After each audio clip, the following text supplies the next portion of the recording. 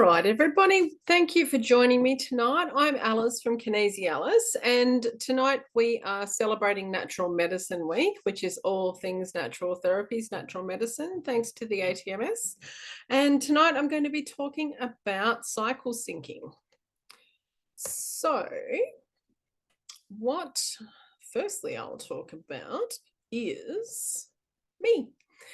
Okay, so firstly, I'm a wife and a mother of two children, two teenage children now.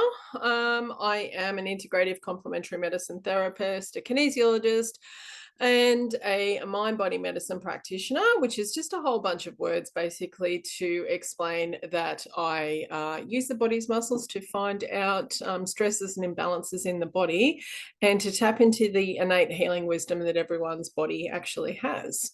So I'm currently the president of the Australian Kinesiology Association, as well as being a member of the ATMS.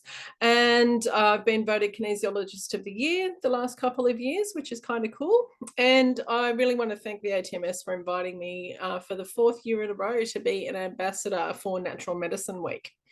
So I actually host a webinar or sometimes more each year on various topics. And this year I thought that cycle syncing was one of the things that was really important, because it's really about us listening to our body's innate healing wisdom. So basically, cycle syncing, it's a bit of a holistic approach that's gained some popularity in the last few years. So it's about aligning your daily activities, your diet, your exercise, your self-care, and even things about relationships and work, which we'll go into in later slides. And the idea is to align these things with the natural rhythms of your menstrual cycle. And so by syncing these activities with your body's hormonal changes, which is what your menstrual cycle actually is, you can actually improve your energy levels, your mood, and your overall health, and also manage your life in alignment with nature, which is something I'm really passionate about. So every rhythm in our body, it has a story to tell us. And if we can listen and live in alignment with those natural rhythms as much as we can, life and menstruation can actually be a lot easier on us, which would be nice for a lot of people. So if you think about it, you go back to the olden days, women would go to the red tent when they had their period. This could be seen as punishment, but I'm not entirely sure that it was, because it actually gave people, women obviously, the opportunity to rest and restore and regenerate and honor our natural rhythms. And so, look, this isn't possible for many of us in current society. And so this is when cycle syncing has actually gained popularity, because this is the best opportunity that we have these days to actually honor these rhythms as much as we can in the scope of modern life. So I notice a lot in clinic that, and in life really in general, that women seem to have a lot of issues with their menstrual cycle these days. And this is now considered normal. And I'd actually challenge that maybe it's not normal. It might be fairly common, but it's not normal. Basically, it's not meant to be hard. We've been doing this for the whole existence of our species. And women are also not empowered to understand the natural rhythms of their bodies. And actually, do you know what? Until I started studying myself, I never understood any of these rhythms myself, to be honest. And so when you don't understand the signs that your body is showing, why things are happening the way they are, so perhaps your energy is really good for a couple of weeks and then it's not for a couple of weeks, you don't understand the signs, then it becomes a problem. Then it inspires you to go and look for support.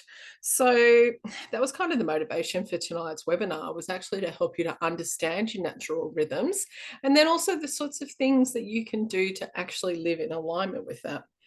So, the menstrual cycle, it's a complex interplay of hormones and changes within a woman's body. And a period typically lasts, or sorry, a menstrual cycle typically lasts around 28 to 32 days. And each part of the cycle is actually characterized by the hormonal fluctuations and physical symptoms. So let's dive into what these look like. So firstly, we're going to have a look at the different stages of your cycle. So we obviously have the menstrual phase, which we all know very well, and that's typically days to 1 to 5 of a cycle. So that's the shedding of the uterine lining, and what we see hormonally is a decrease in estrogen and progesterone levels. So both of those hormones actually drop. So the cycle itself of estrogen and progesterone is this dance the whole time. So one increases, the other one increases, they meet each other, they drop. And this dance is actually quite important to the whole cycle. So after the menstrual phase, which we actually know, we have the follicular phase. And so that's considered to be sort of days 6 to 14. This is based on a 28-day cycle. I know that some people are having longer periods and shorter periods as well. That is what's important with this while you work that part out is sort of to understand how your hormones are working and then also your energy levels. And you might see that natural dance between the two if your period is shorter or longer, or the menstrual cycle itself in completion. So follicular phase, which is days 6 to 14, so up to the middle of your cycle, we're looking at an increase in estrogen levels, and that stimulates the growth of a new follicle in the ovary. Then we move on to the ovulation phase. And as we probably know, that's a fairly short phase. It's only a couple of days. You've got a fairly short window in which to fall pregnant if that's what you are trying to do. You've got about 48 hours or so. So basically the egg is released from the ovary and you have a surge in estrogen levels. So what we see, we have the period phase. So both of our hormones drop. Then we've got the follicular phase. So we've got that increase in estrogen and we're starting to get ready to release the egg. And then the ovulation phase is big jump in estrogen, release of egg. Then we have the luteal phase, which is days 16 to 28, the rest of it basically. And then we get the decrease in progesterone. Decrease in estrogen, and we actually do have a increase in progesterone for a while, and then it starts to decrease once it gets close to the menstrual phase. And so this is actually to prepare the uterine lining for menstruation. And so we continue on cycle by cycle. Okay, so what are the tips that we can use in each of these phases?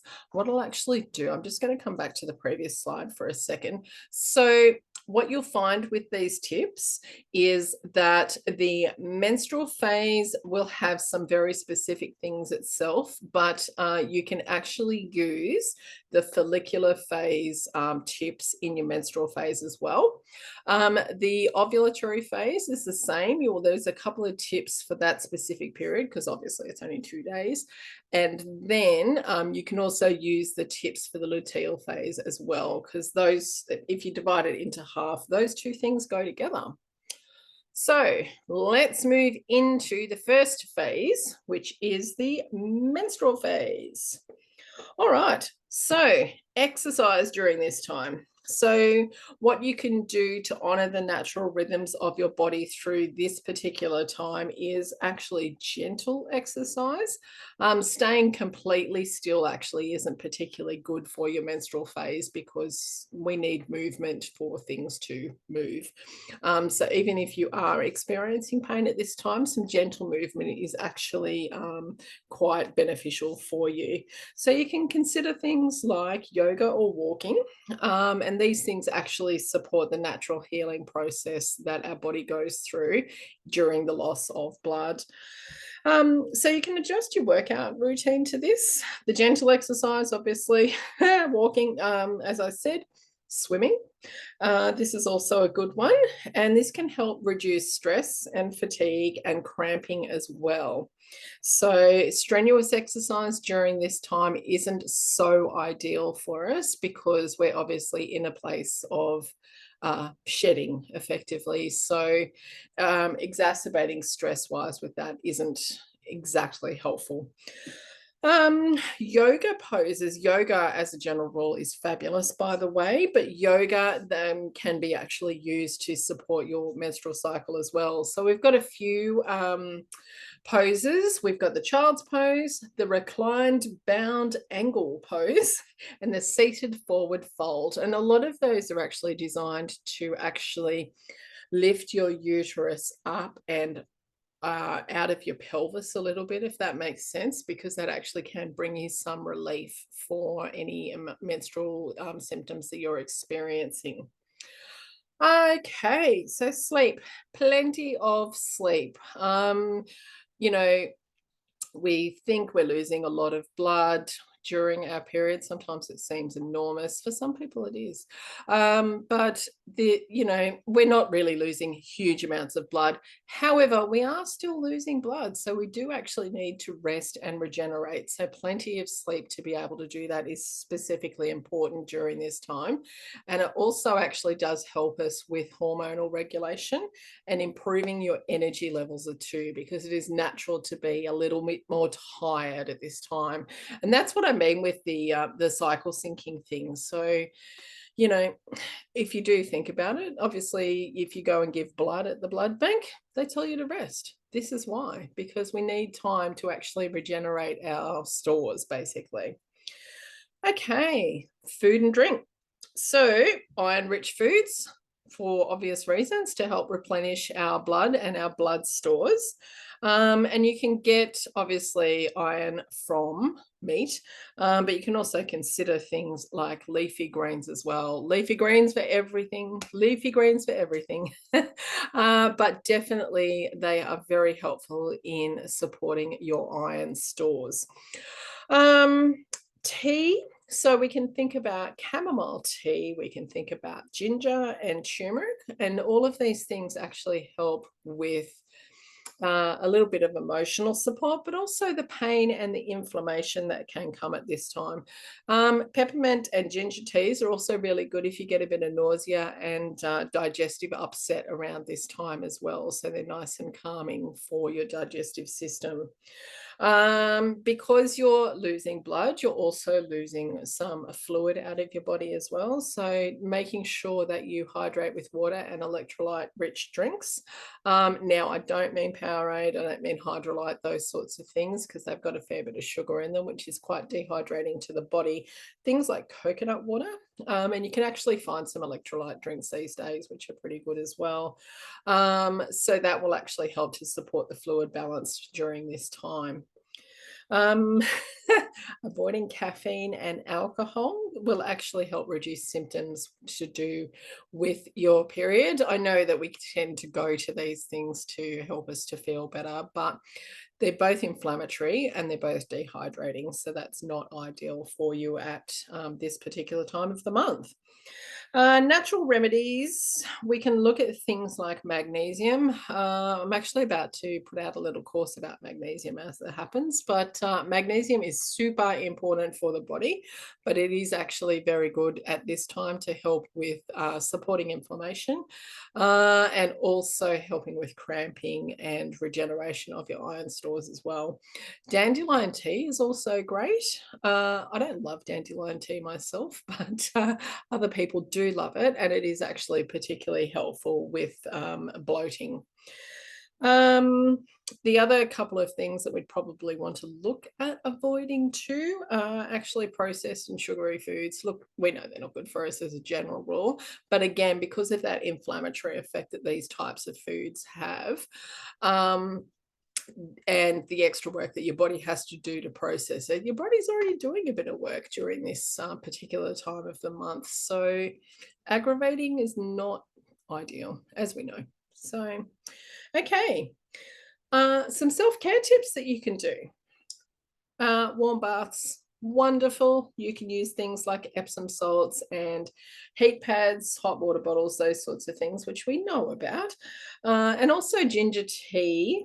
The ritual of tea is actually quite important. I know that I've talked about it for digestive upset, but the ritual of it is a self-care thing, as opposed to just trying to make yourself feel less maybe unwell. But the self-care ritual piece is quite important. You know, this is the power that I guess that we have as women, and you know, the empowerment of actually looking after yourself is really valuable. So just taking that time to nourish yourself with a nice warm cup of tea can have incredible benefits on your health as a general rule, but particularly at this time as well.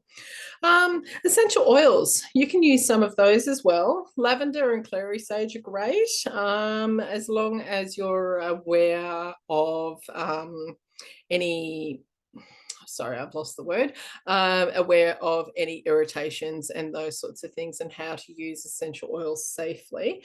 So they can support relaxation. They also help reduce menstrual pain, and make sure you use them externally only, unless you have been advised to by a qualified clinical herbalist or aromatherapist. What you can do, you could use those in the bath. A drop in the Epsom salts in the bath so that the oil will disperse is actually quite helpful. One other thing too, natural menstrual products. So organic cotton tampons, if you use those, menstrual cups, if you use those, and even considering the period undies that are available now, all of those things can actually help. So the normal pads, the normal tampons actually do have some toxins in them that some people are quite sensitive to, and all of us are to some degree. So if we can look for more natural options, that is ideal. I have seen some return with the advent of cycle syncing to returning to old cloth options. It's a consideration for you as well. So you can find using the period undies, sometimes things will go away with some pain things because you're not interfering internally, basically. So if that's something that's you're open to, I'd consider that as well. Now, mindful eating is my last self-care tip here. So it's when we're trying to feel better, we tend to overeat, and also to consider foods, obviously, that aren't so good for us. But mindful eating during this time is actually, and any time actually, is a really great self-care tip, because it just makes you really aware and present with what's going on for you, and therefore you're going to reduce the amount that you overeat, but you're also going to just genuinely nourish yourself, if that makes sense. So I mean, food is fuel, but the nourishment piece, especially in my land, is really about that mind body soul perspective. So being quite mindful and present while you eat is actually a really good full body, I guess, nourishment tool. The other thing that it does do is help support your hormonal balance, because you're not putting everything in your body under stress, basically. So, and also when you eat, often what you're eating triggers insulin release, and insulin actually has a big impact on your progesterone and estrogen balances, as well as how they interact with each other. All right. So now just remember with these menstrual tips, for the next part, the follicular phase, these are ones that you can use as a general rule through your menstrual cycle. Okay, the follicular phase. So this is where we are starting to build the egg and well, not really build it, but release the egg and have it ready for ovulation. So now at this time, because you're starting to build up, if you think about that, your energy levels actually start to increase. So As we were saying during menstruation, we want to rest a little bit. After that, our energy levels start to naturally decrease. So, exercise levels can naturally start to increase as well. So, high intensity exercise is this time of the month. If you're inclined to high intensity exercise, this is a good time to do it. Weightlifting, interval training. So, you can actually take advantage of your body's natural increase in strength and endurance. So, doesn't mean you have to go lift really heavy weights, but weight bearing exercise, particularly as we're getting older, weight bearing exercise is actually quite important, and you'll naturally, during this follicular phase, you will actually have more energy to be able to do that. So you can also, I guess that's the same sort of thing, the strength training. Because again, the weightlifting and the high intensity exercise, just because you have more energy. So, sleep wise, for the follicular phase, we're looking at probably 7 to 8 hours of sleep during this time. So, we can see through these cycles that we can even adjust our sleep to match energy levels. So, we obviously need enough restorative sleep. So, 7 to 8 hours is ideal, but you might not need as much sleep as you do during that sort of resting period. Okay, food and drink.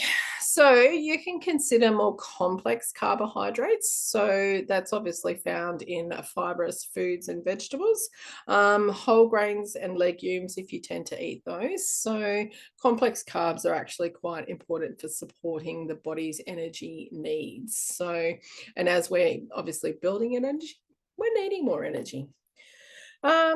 Leafy greens, always leafy greens, and protein as well, because remember, we've just been through this menstrual phase and we're actually looking to rebuild. So, and we're also using more energy. So, building on both of those things with leafy greens, whole grains if you're eating them, and lean protein as well.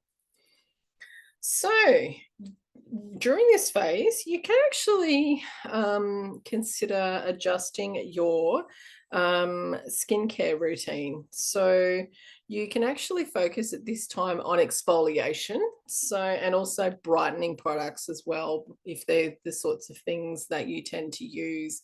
So, again, because of the building of energy, we're sort of, it's, when I think about that, it's kind of like the seasons. um, so it's almost like coming into spring. So, energy is building. And so, we've been a little bit dormant with that. So brightening and exfoliating is something that can actually just remove any dead skin cells and that sort of thing. So you can even start to play with your wardrobe around this time. So wearing bold colors and patterns actually matches your energy and your confidence that actually naturally increases during this time. You can match your hair care routine. So your hair will tend to go a little flatter during the follicular phase. So you can actually now focus on some volumizing and styling type products to give it a bit of a lift if that's something that you'd like to look at. Um, this is actually a good time as well, this follicular phase, to focus on building new habits and breaking bad ones. And that's again because we've had the surge in estrogen. It actually enhances our willpower and motivation. So, we've got this building phase, things are gaining momentum, if that makes sense. So, this is a really good time to look at bringing in the new and letting go of the old, basically. Um, so relationships wise, this is something we can focus on again with the building of momentum, the confidence, the coming out of the resting phase, that sort of thing. Socializing and networking is actually more appealing during this time with that surge of energy. So it also, because it boosts your confidence, it also boosts your sociability as well. So you might find that there's some periods of the month where you're like, yay, let's go out. And then other parts, it's like, oh, I really rather not. So have a look and see if that aligns with your cycle. You also will find that you get a bit of a boost in libido and energy, sexual energy through this time as well. So, and you can actually focus on supporting that with exercise, a healthy diet, and relaxation of some type during this time. And again, because we're building momentum, and naturally because we're moving towards the release of the egg, it's typical for your libido to build during this time, because the purpose of obviously ovulation is to have babies in a biological sense.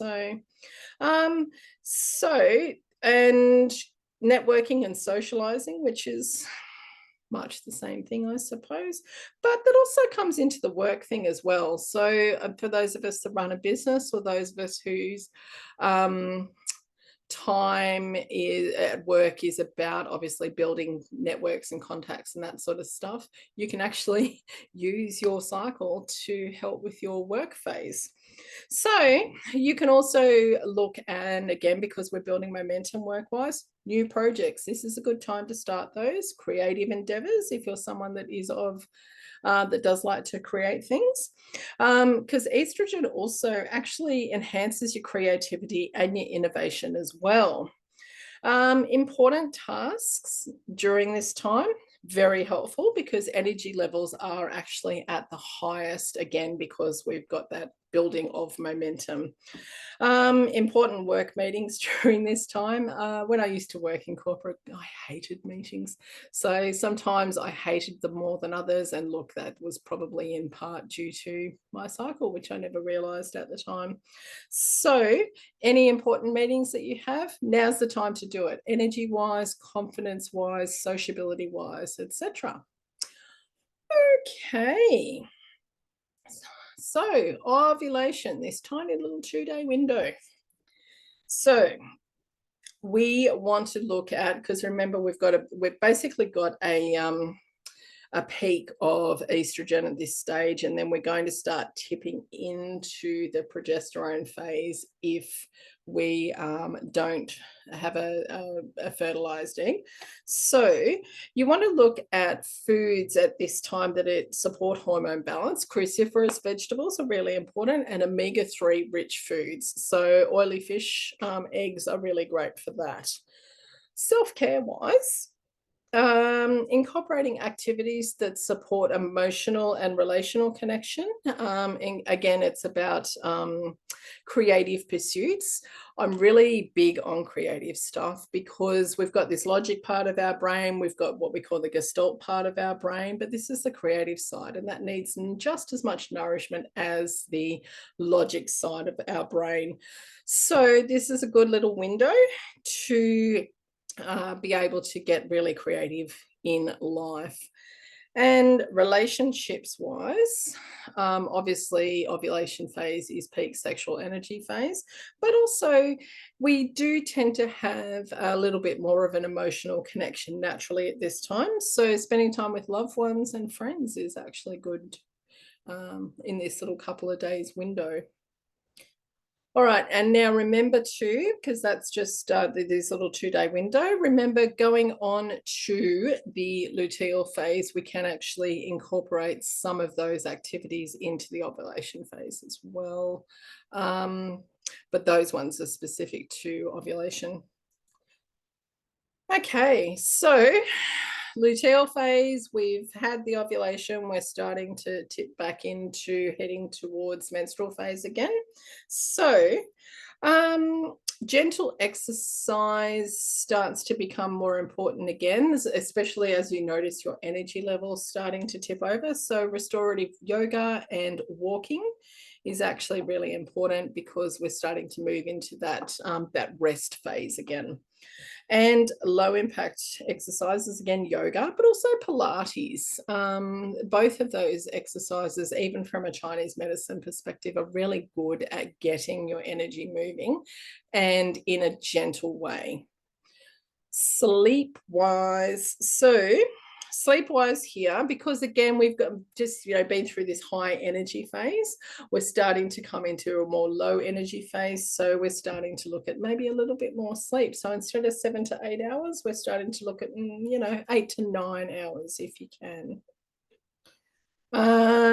What we're looking at this point is actually supporting your liver, because in Chinese medicine, your liver is really important for blood storage, but also for specifically your reproductive cycle anyway. So helping to support your liver function is really helpful. So beets are really good, beetroot, leafy greens always, because they actually help in terms of hormone clearance. The liver is a detox organ in Chinese medicine, as it is in Western medicine. So we don't want anything building up in the liver, because then we tend to upset it, and then it starts to upset the whole body, basically, in Chinese medicine. That is not a medical thing at all.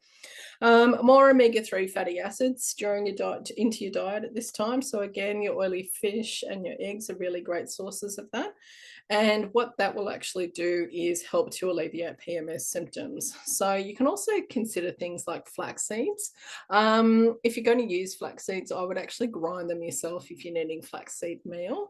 And also chia seeds. Chia seeds are actually an excellent source of omega-3 as well. Reducing caffeine during this time is helpful, because sometimes we start to get a little bit anxious as we're heading back towards our period. And also we can have some sleep trouble. Even though we're wanting to sleep more, we can start to have a little bit of sleep trouble at this time. So caffeine never helps with sleep. So have a look at reducing caffeine intake during this time. Now, the foods, we're looking at things that have healthy fats. So again, our oily fish is really helpful, but avocado and nuts and seeds is really important. Avocado is a complete food. It's got so many important nutrients for us, and it's a really good, very healthy fat that's super important for us. And then other things that support the liver function, cruciferous vegetables, again. So that's things like your broccoli and cauliflower and those sorts of things. Not always the greatest for people with thyroid issues. So make sure that you take that into consideration as well. Okay, self-care. So we're looking at some relaxation exercises to help with any stress and anxiety that we might be feeling. You can look at your skincare during this cycle. So you're wanting to look at hydrating and soothing your skin. So we're obviously, when we've had the period, we're looking to restore our hydration. That tends to taper off a little bit.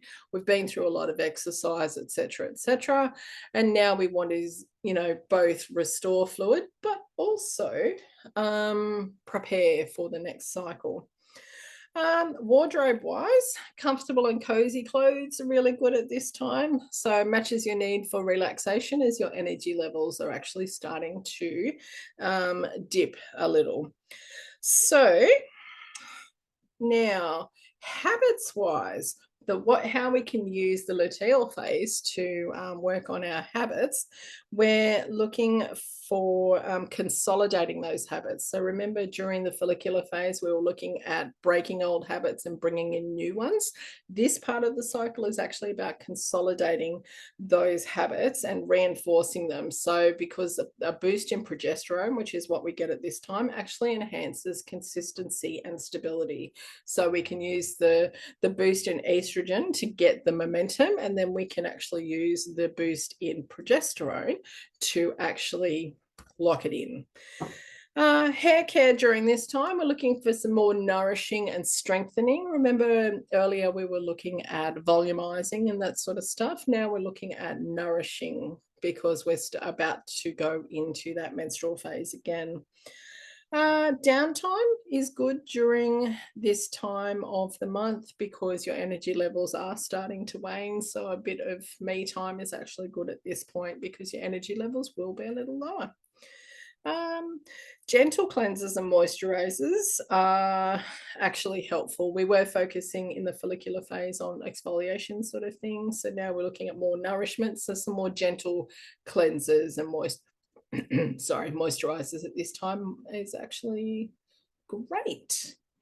Relationships wise, so what we can focus on here is nurturing intimacy and emotional connection in your relationships. So with the ovulation phase, that's where we get peak estrogen, so peak emotional connection, and we can actually take this into this phase by deepening those connections with people. Work-wise, so this is a good time to organize. So we've got the planning stage and the creative stage and the, let's have important meetings and, those sorts of things, the building energy. And now in this luteal phase, we're looking to take advantage of this boost in progesterone. This helps you with attention to detail and analytical thinking. So it's really about that organization and consolidation of work tasks. Okay. So some general tips. If you're not tracking your menstrual cycle, I would really suggest that you do that. We've got some really great period apps now. I think the one that I use is P Tracker. You can always use a paper calendar if you want to make notes in your phone, however it is. You'll actually find when you go to most natural therapists, they will ask you about your cycle, and a lot of people don't look at it, so they don't know.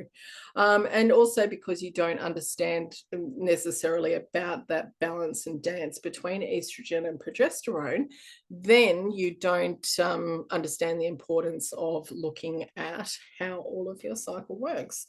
So you can track fertility windows with this, which is what most people would be familiar with it.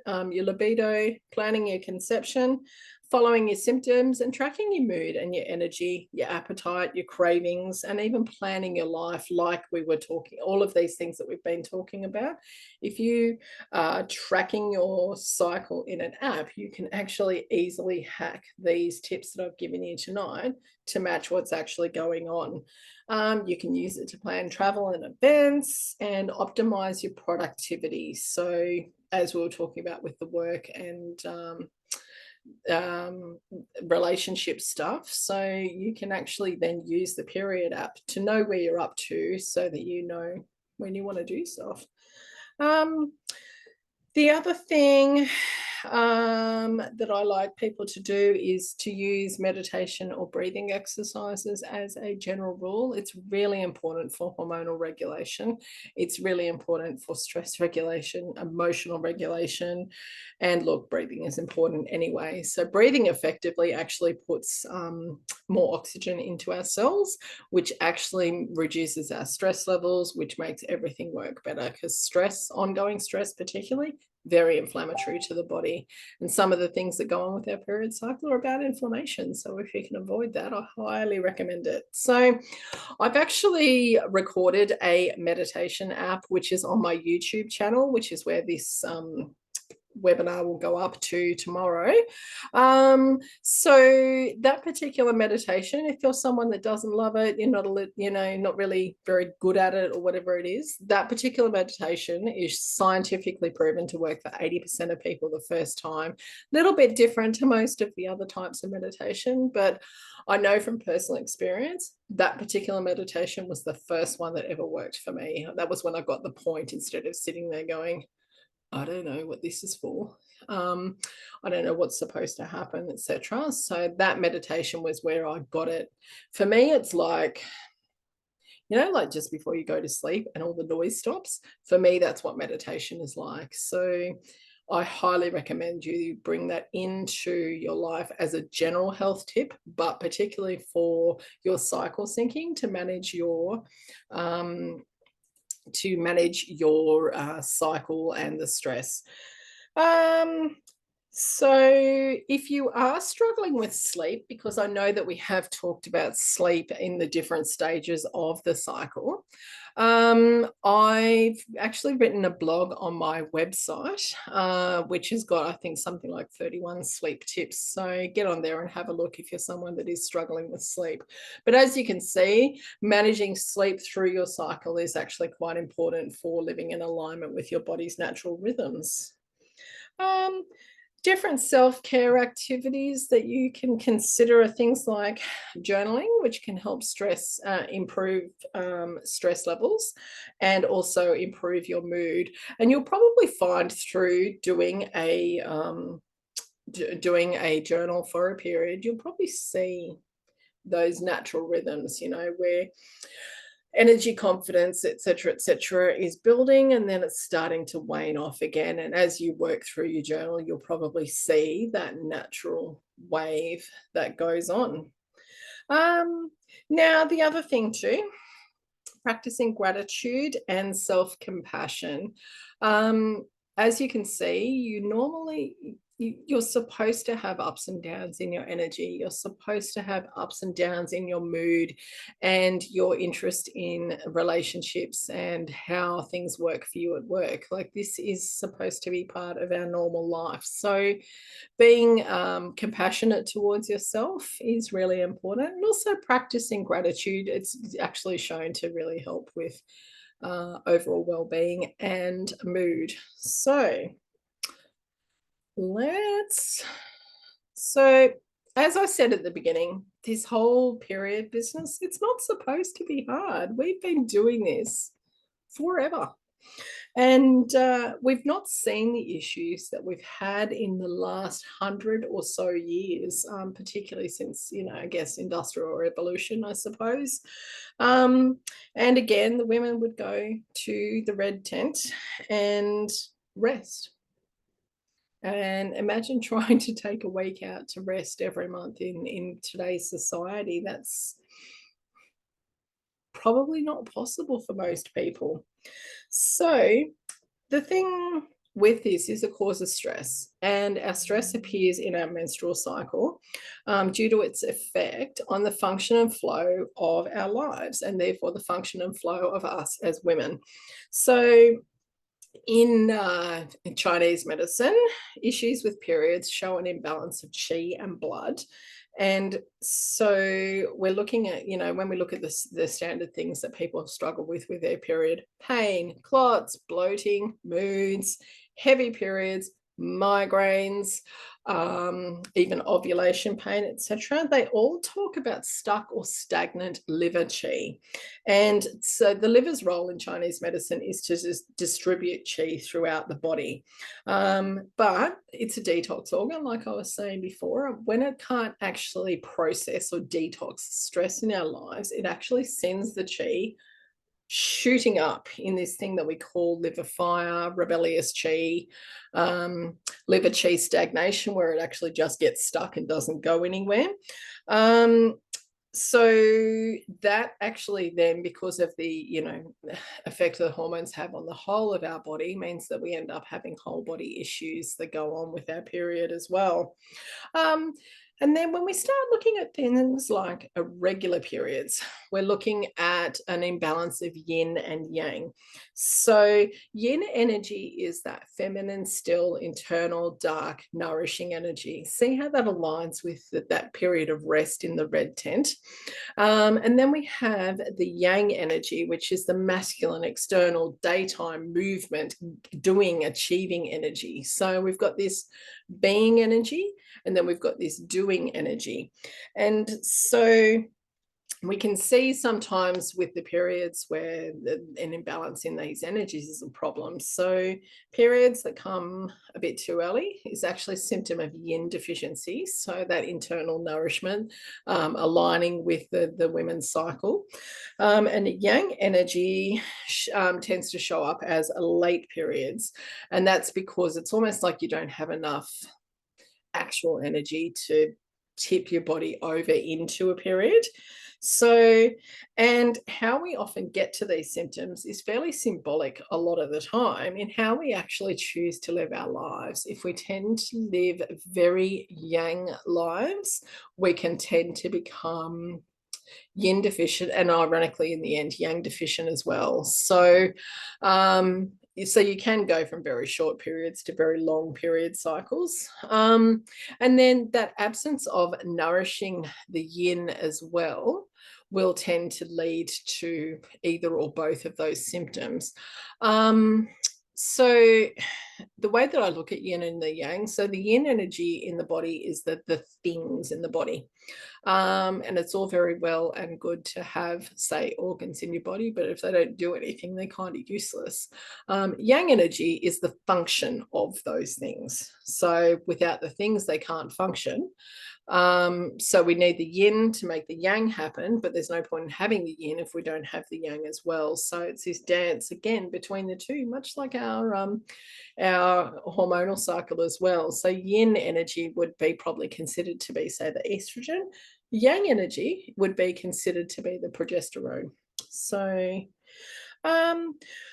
okay, so if you are struggling with any of those types of things with your period, then I would actually really encourage you to reach out to, obviously, myself if you'd like to, or another natural therapist to actually work through those issues. Because the other thing that comes after our cycle is menopause, which is also not meant to be hard on us, and it is. And I tend to find with people, the more trouble you have during your period cycle, and again, the more stressful of a life that you live, the more you're likely to struggle in menopause as well. So if you're still in your cycle phase, I highly recommend that you get it looked at and see how you can possibly adapt your life before you hit menopause.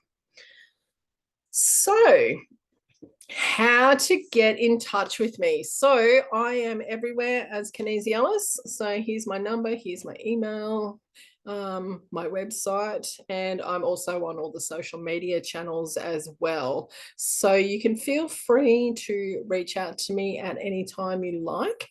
And I hope that you have actually learnt some really great stuff tonight. This webinar will be up on my YouTube channel tomorrow so that you can revisit it at any times. And if you haven't been making notes or whatever. And I'm going to actually stop the recording now and thank you for attending. And if anyone's got any questions, feel free to, once I stop the recording, you can either take yourself off mute or throw some questions in the chat. And thank you very much. And thanks to the ATMS for inviting me to be an ambassador again this year.